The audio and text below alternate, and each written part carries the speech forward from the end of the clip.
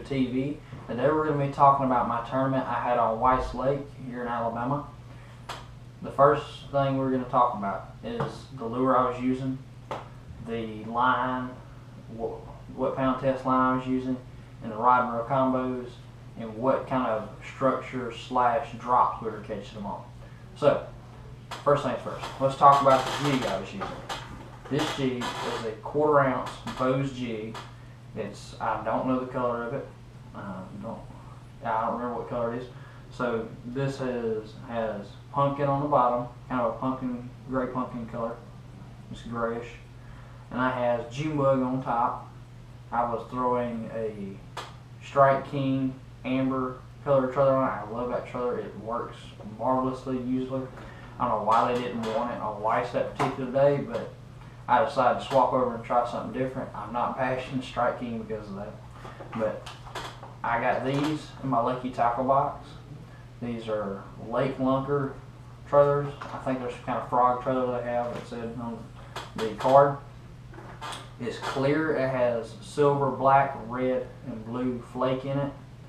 It's very different. The kicking action's different from any of the company's Strike King and the rest of them. I took and decided to put it on this jig because it was something different.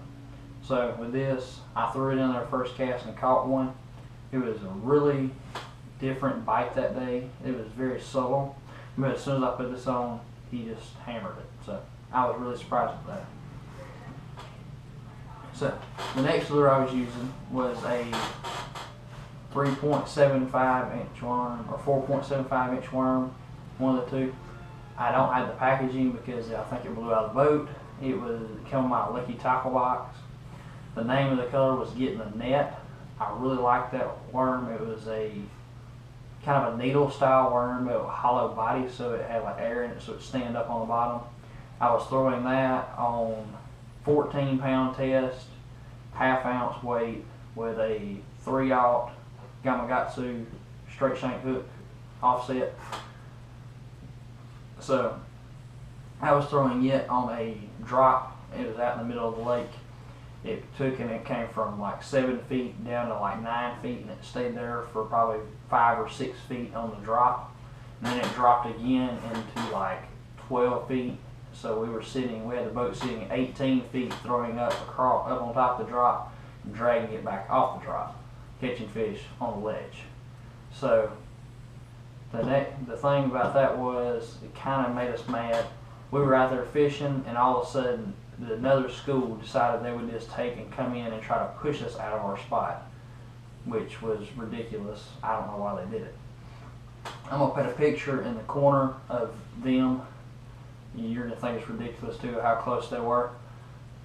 They were close enough I could have probably took a lure and tossed it in their boat with my hand. So they were pretty close. So the tip of the day, I might have to start putting tips in my videos, 1 tip a day if I can do them. It's not going to be every day, but when I do a video, I'm going to do it. So this is my fishing journal.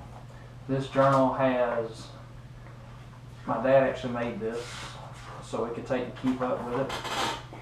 This has the water temperature, the wind, how many mile an hour the wind was, the barometric pressure, the condition of the weather, sunny, overcast, and raining, the moon phase, the temperature of the water, your color of your water, clear, light stain, heavy stain, and muddy. You have your feet that you were catching them in. If you live on a powerhouse lake or fishing a powerhouse lake like I do most of the time, most of our lakes are owned by Alabama Power, and they generate electricity off the dams there. So you put your generation, how many turbines they were running. And then you have your fish caught section. You have your size, how many you caught, your pattern, and the bait. So after that, we have your total number for the day. We have your number of fish you caught, how many keepers you had, your total number of weight for your keepers, and your time on the water, being if that's from 8 in the morning till 3 o'clock or 5 o'clock in the morning till 3 o'clock. So you have your note section. I like to put my waypoint, my waypoints here for wherever I caught the fish. You have down here, you have your lake. You put the name of the lake you were fishing on and the date you were fishing there. So let's say a year from now I go back to Weiss on the same week and I'll see what they're doing. So I'm going to look at this page, like this one I have filled out somewhere right here. I have one filled out. But it's going to say all the information from that day. I can at least go back and look and see what they were biting and have an idea of what kind of pattern they might be on, and then take and come together with a pattern to form a plan for my tournament. So that's my tip of the day is, if you can, just take and get you a regular booklet. Just get you just a book from the store. Some kind of little book you can write in, whether that be a notebook or a piece of paper and a binder you keep together in a binder. It will work. I will probably eventually maybe try to sell these, maybe, if I get enough people that want some. So that's it for this video. Please go subscribe to me here on YouTube. Go follow me on Snapchat, Instagram, Twitter, and Facebook. I'll put all those in the description. I'll put those at the end of the video. So that's all for today. Go teach someone how to fish. Thank you. Have a nice day. Stay tuned for the bonus clip in this video. It is about to happen. I have a video of me weighing in my fish at the Weiss tournament. I weighed in 4.98 pounds, which is not very good, but I finished between 16th and 20th place out of 140 kids. I don't know exactly where I fell. It's between them two though. I've weighed in the most fish on my team. Please watch this. Enjoy. Have a nice day. Go again.